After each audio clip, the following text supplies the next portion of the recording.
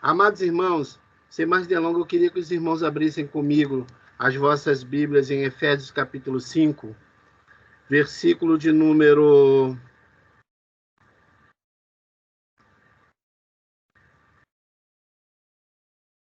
14 em diante. Efésios 5, 14 em diante. O Senhor colocou uma palavra falando sobre despertamento em nossas vidas.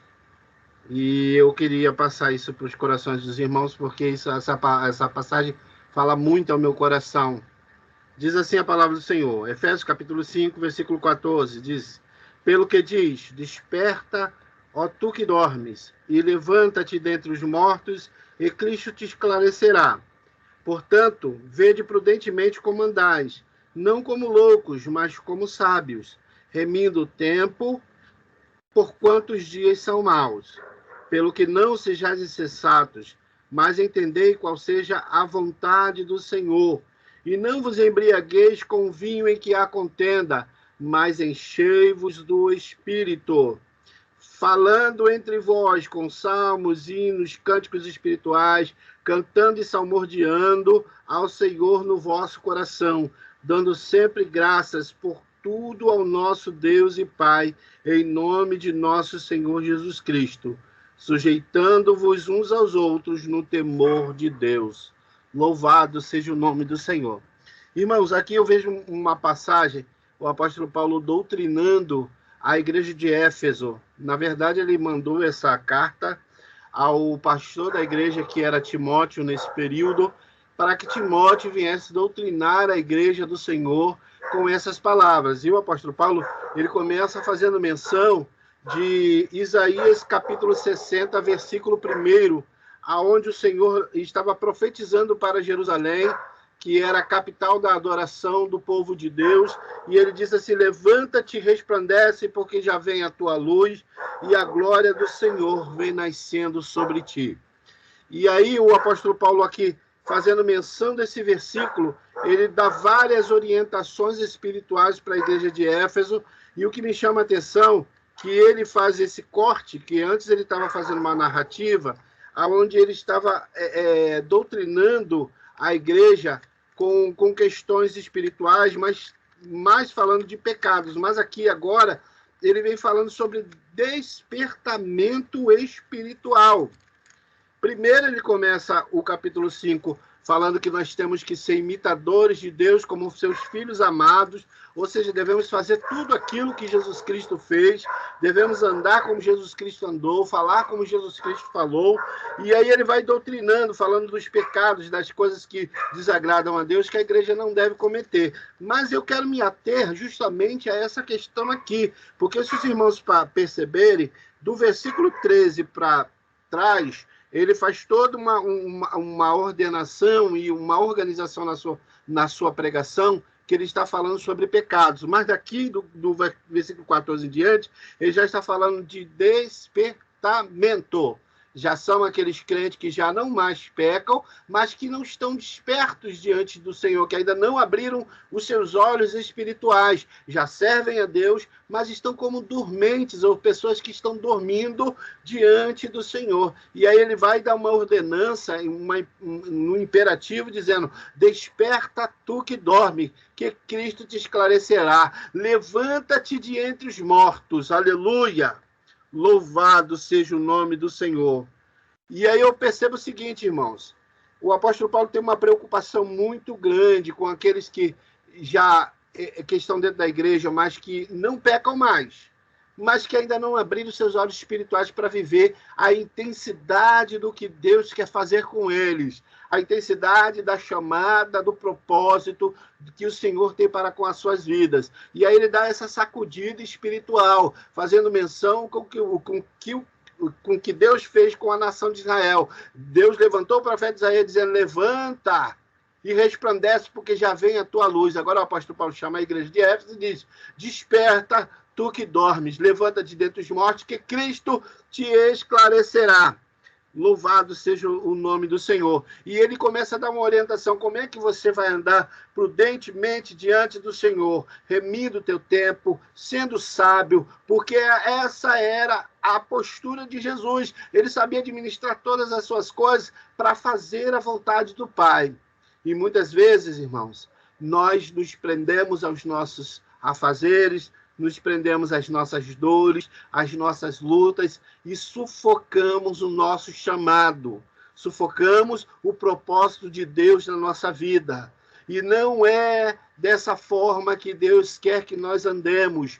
Deus não quer que nos comportemos como imprudentes, como nécios, como loucos. Ele quer que tenhamos sabedoria, porque toda a situação, tudo que acontece conosco é para a glória de Deus. E digo mais, Romanos diz que todas as coisas contribuem para o bem daqueles que amam a Deus, daqueles que foram chamados pelo seu propósito. O apóstolo Paulo, doutrinando a igreja aos Romanos, capítulo 8, versículo 28, ele diz essas palavras. E todas as coisas são todas as coisas. Mas tem coisas que acontecem na nossa vida que vêm para tirar o nosso sono, tirar a nossa paz, arranca as nossas forças, não é verdade, irmão Glauber? Que nos desestrutura. E Deus sabe até onde vai a nossa capacidade estrutural para suportar. Mas em todo momento ele diz que Deus é o nosso refúgio e fortaleza, socorro bem presente na angústia. Aleluia, aleluia. Ele nunca vai deixar um filho seu, um servo seu, passar por uma adversidade sem que ele não esteja junto. Às vezes ele não se manifesta porque ele sabe que você é capaz de alcançar sozinho. Ele já te deu capacidade para chegar a alguns passos à frente. Quando ele vê que a tua capacidade se extinguiu ou é só até aquele limite, ele vai te sustentar nas tuas mãos para que não tropece com teu pé em pedra, para que você não caia, porque o Senhor, aquele que está escondido no esconderijo do Altíssimo, a sombra do Onipotente descansará. Direi do Senhor, ele é o meu Deus, o meu refúgio e a minha fortaleza, e nele confiarei. Um crente acordado, um crente desperto, um crente que está na ativa, um crente que não anda em sonolência, tem essa autoridade no mundo espiritual.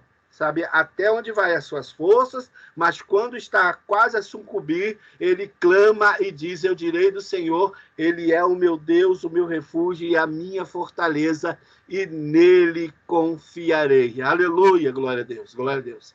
Estamos vivendo tempos em que pessoas não têm mais essa capacidade de confiar em Deus. Confiam até certo ponto, confiam até certo, digamos assim, até certo calor da fogueira. Quando as chamas passam de um certo ponto, ele começa a murmurar, começa a questionar, começa a se queixar, começa a reclamar. Irmão, isso acontece com todo mundo, isso é normal, nós somos humanos.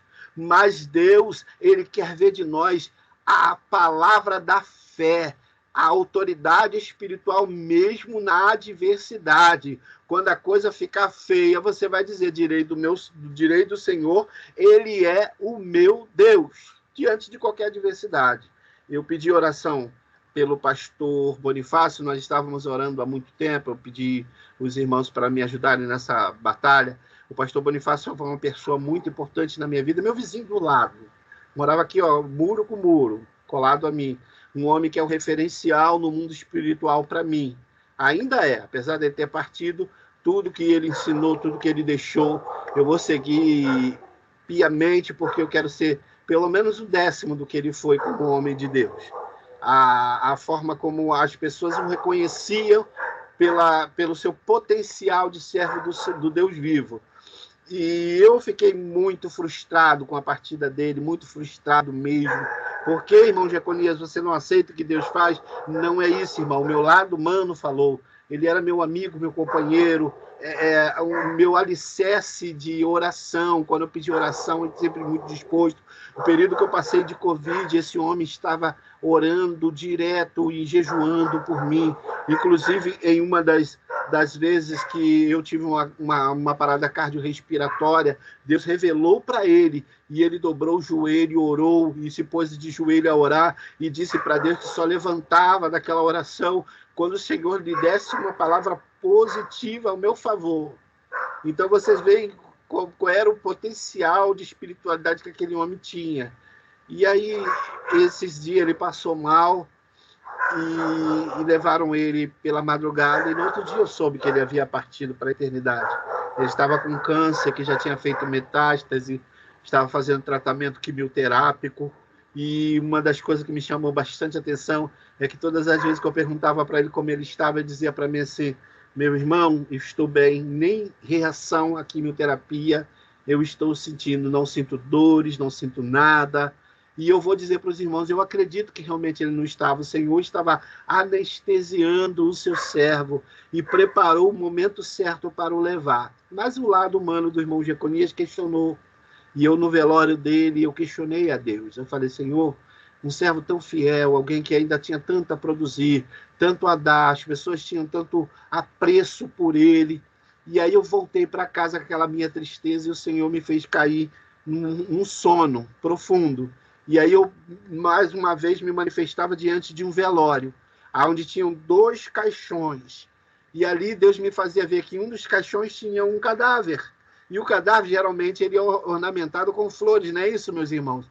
Todo sepultamento, você vai ver os cadáveres sepultados com flores ali ornamentadas ao seu redor. Só que nesse sepultamento era diferente. Aquela pessoa que estava naquele sepulcro, naquele caixão, estava ornamentado com frutos, e belos frutos, muitas frutas bonitas ao seu redor. E o outro caixão não tinha cadáver, só frutas. E o Espírito Santo falava comigo que assim era o servo dele, que ele estava levando para a eternidade. Os frutos que permaneciam para sempre, porque ele estava ligado na videira. O Senhor levou ele no momento certo e os frutos permaneciam. E interessante, missionária Rosilene, que se apresentava uma pessoa no sonho, uma mulher, e ela falava assim: meu irmão, eu posso pegar alguns desses frutos, eu preciso muito desses frutos. Aí eu dizia: se a senhora precisa, então a senhora pode pegar. E aí Deus dizia para mim: até a morte dele, os frutos vão continuar alimentando outras pessoas. Alabassurie, balabaxérgia, balabanda, biasséria. E eu vou dizer para os irmãos, era um sepultamento, e eu acordei numa felicidade, numa alegria, porque quando Deus fala conosco, ele conforta-nos diante da maior tribulação que seja, e Deus vai consolar os meus irmãos que estão passando por tribulação. A presença dele, a virtude dele vai abraçar você, você vai sentir o calor dele te envolvendo e dizendo: eu estou aqui. Tem propósito nessa situação, tem resultado para acontecer. Você vai ver o milagre e o meu nome vai ser glorificado. Shablanda biasérgia, bende biassuri, entre os relebaciaio. E eu vou dizer uma coisa para os irmãos: é tempo de nós despertarmos para a fé, enquanto o inimigo está se levantando com fúria para tentar derrubar a igreja. Os servos do Senhor têm que estar se levantando com seus olhos espirituais atentos e abertos para contemplar o que Deus está fazendo em nosso favor. Não que nós sejamos merecedores, não que nós sejamos grandes coisas, não, mas porque aprove a Deus nos abençoar, aprove a Deus pelejar por nós e fazer grandes coisas.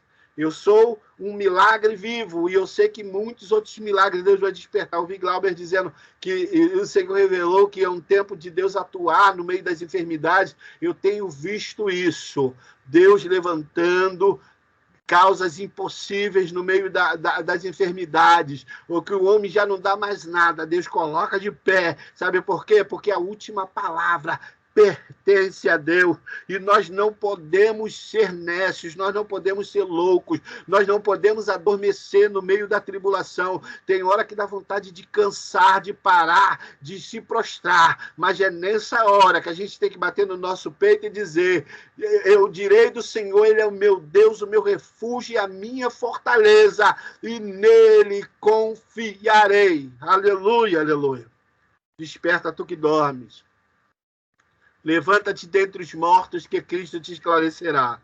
Irmãos, tem crentes que andam com Jesus Cristo, já vivenciou milagres de Jesus Cristo, viu muita coisa que Cristo fez, mas ainda continua meio que dormente ou sonolento, ainda não entendeu o que Cristo quer fazer com ele. Aleluia!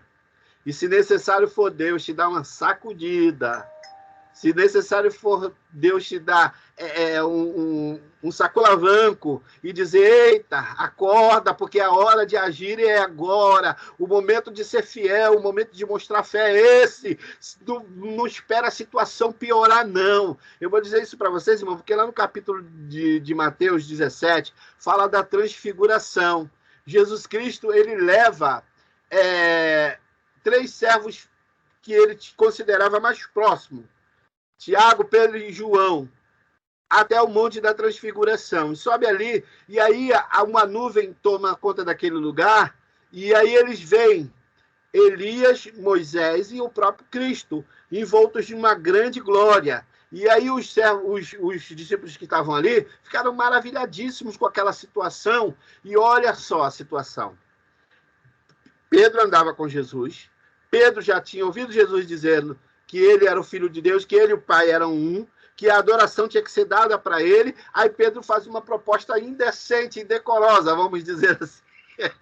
Pai, é bom esse lugar, vamos fazer aqui 3 tendas, uma para Moisés, uma para Elias e uma para ti. Aleluia, glória a Deus, aleluia, aleluia.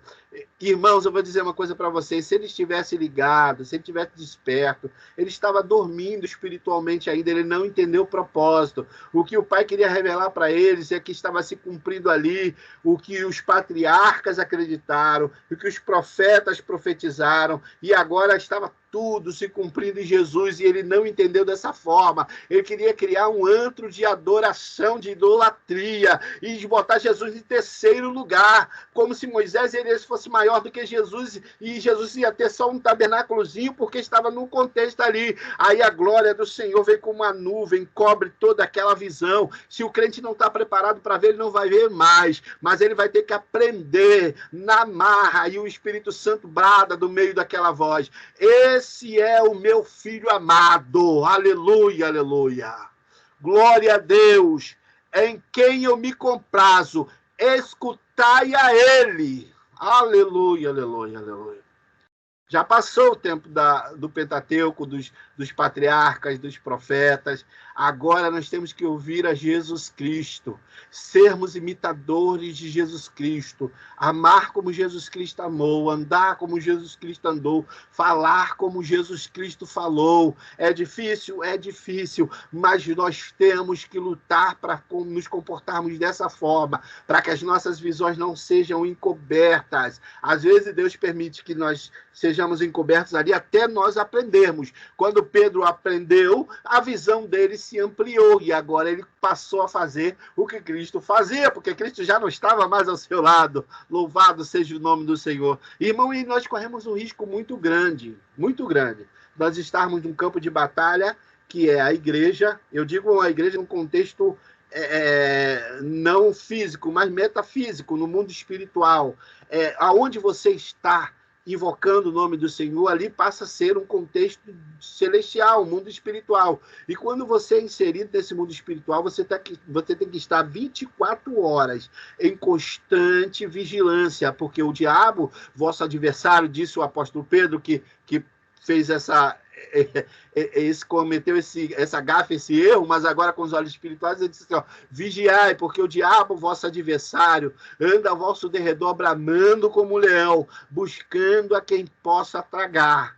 E aí, irmãos, a gente vê o seguinte, que mesmo eu tendo o nome de crente, mesmo eu tendo o nome de servo do Senhor, se eu não estiver vigilante ou prudente, as investidas do inimigo podem vir contra mim. E em vez de eu ser abençoado, eu vou ser tocado pelo mal e posso pagar um preço alto. Vou mostrar para vocês o que aconteceu. Atos dos Apóstolos, capítulo 20. O apóstolo Paulo começa a pregar num lugar, numa sinagoga, e ali começa a se juntar muitas pessoas, e ia ser uma ceia. E haveria de acontecer uma ceia. E aí, por apóstolo Paulo pregar demais, começar a falar muito tempo, se estendeu o tempo que ele estava pregando, eu acredito eu, no Espírito, os que estavam ligados estavam recebendo, mas também tem gente que está ouvindo, mas não está ligado como em toda a ligação. Um jovem chamado Eutico sobe na janela. Janela é lugar de vigilância, não é, irmãos? Janela é um lugar onde você para ver o que está acontecendo do lado de fora, sem necessariamente passar para o lado de fora, não é isso? Você abre, alguém te chama, às vezes você vai ali na fresta da janela, observar o quem é, ou para saber o que está acontecendo, ouvir algum barulho estranho, porque janela tem essa função. E aí trazer claridade também. Mas aquele homem estava num lugar de vigilância, porém estava dormindo. Foi cochilando, até que ele caiu daquele lugar. Pô, bateu no chão e veio a óbito. E o culto acabou. Se morreu alguém num culto, automaticamente a unção do culto para os demais fica nula. Mas o apóstolo Paulo, cheio do Espírito Santo, cheio da graça do Senhor, debaixo dessa autoridade que ele já havia mandado para a igreja de Éfeso, ele vai lá e faz uma oração e chama aquele menino, toma pelas suas mãos e disse assim: o Espírito ainda está nele. Oh, aleluia! E eu louvo a Deus por causa disso, porque pode até estar com cara de que está morto da igreja, mas o Espírito ainda está nele. E quando Deus bradar e mandar a palavra de autoridade, de renovo espiritual, vai ressuscitar muito crente que está dormindo, que não está acordado, que está andando entre os mortos. O Senhor vai levantar com poder e autoridade. Aleluia! Isso era por volta de meia-noite, irmãos. Por volta de meia-noite, o camarada adormeceu e caiu e quase morreu. Quando Deus toca nele, a unção toma conta do lugar. O chamado, o renovo, o propósito, tudo aquilo que Deus disse que ia fazer começa novamente a queimar dentro do coração do crente. E o apóstolo Paulo pregou até o raiar do dia. Ninguém mais cochilou, ninguém mais dormiu, ninguém mais saiu daquele lugar. A ceia que era para começar na noite anterior só foi acontecer na manhã do dia seguinte, porque a presença de Deus foi forte naquele lugar e o renovo do Senhor veio nascendo sobre aqueles servos do Deus vivo. E é isso que Deus vai fazer conosco nesses últimos dias. E o apóstolo Paulo ordenou fortemente: e não vos embriagueis com vinho em que há contenda, mas enchei-vos do Espírito. Então, irmão Jeconias, o que eu entendo com isso? O que eu posso fazer para estar desperto, para que eu possa estar atento ao que está acontecendo ao meu redor? Se encha do Espírito Santo. Não se embriague com aquilo que o mundo está te apresentando. Não se embriague com as dores, com as lutas, nem com os prazeres, nem com a felicidade, nem com a alegria. Se embriague com o Espírito Santo, porque isso vai abrir os teus olhos espirituais de uma tal forma que você vai ser colocado num contexto espiritual tão profundo que você vai entender qual é o processo do crente em toda a situação, com luta ou sem luta. Olha o que o apóstolo Paulo disse que o crente tem que fazer, ó. Se você é cheio do Espírito Santo, você vai estar fazendo isso aqui, ó. Versículo de número 19: falando entre vós com salmos e hinos e cânticos espirituais, cantando e salmodiando ao Senhor vosso Deus de todo o vosso coração, dando sempre graças por tudo ao nosso Deus e Pai, em nome do nosso Senhor e Salvador Jesus Cristo, sujeitando-vos uns aos outros no temor de Deus. Louvado seja o nome do Senhor. Glória seja dada ao nome do Senhor. Eu sou grato a Deus porque Deus não desiste de nós. Ele mesmo com as nossas limitações, com as nossas falhas, ele percebe quando nós estamos querendo adormecer espiritualmente, e aí ele vai lá e dá aquela sacudida e diz: ei, crente, ainda não é hora de parar, não é hora de desistir, não é hora de dormir, não é hora de descansar, é hora de batalhar. A batalha está acirrada, as milícias do mal já se levantaram, então a milícia do povo de Deus precisa estar atenta para o embate, para o combate, porque o vosso general é Cristo, e nós devemos seguir os seus passos. Ele é o Jeová, Jeová Sabaoth, o Deus, o general de guerra, aquele que nos chama para a batalha continuamente.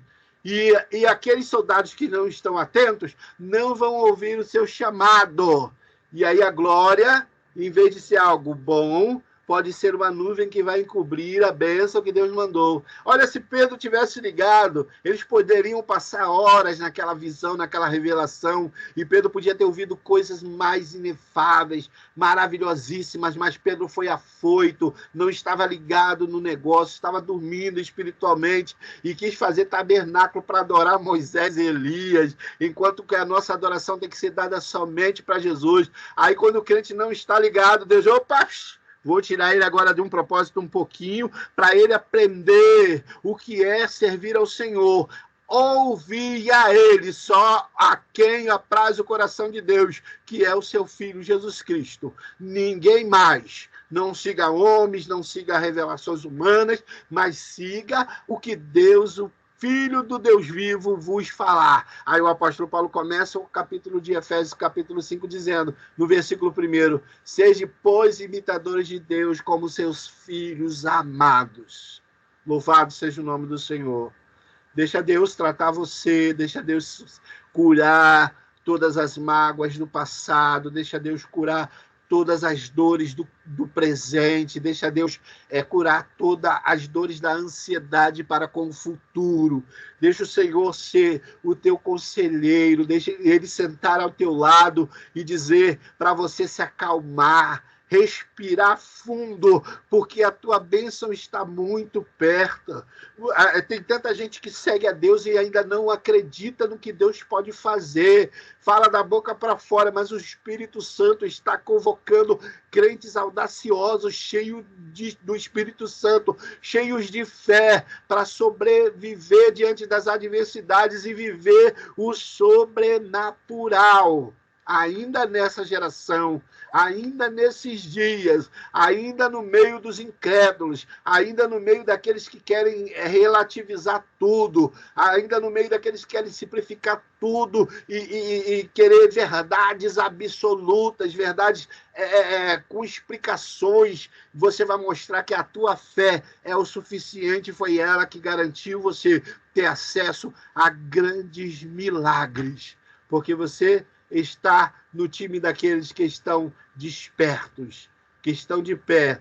O profeta Ezequiel, vou fechar a Bíblia aqui para a gente finalizar, é interessante que Deus, ele quando chama o profeta Ezequiel no capítulo 2, ele diz assim, levanta-te e põe de pé, que eu falarei contigo.